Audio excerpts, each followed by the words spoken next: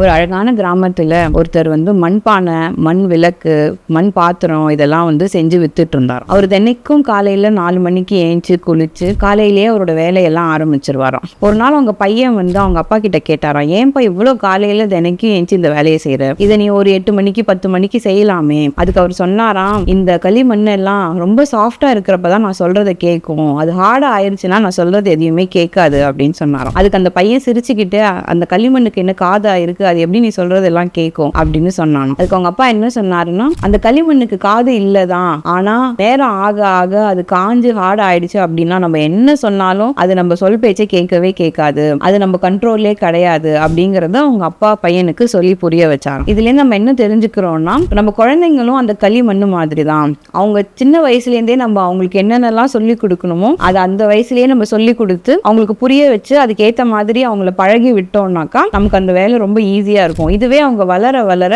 அவங்க அந்த ஹார்டான களிமண் மாதிரி தான். நம்ம என்ன ட்ரை பண்ணாலும் அவங்க சில விஷயங்களை நம்மளால சேஞ்ச் பண்றது ரொம்ப கஷ்டமாயிடும்.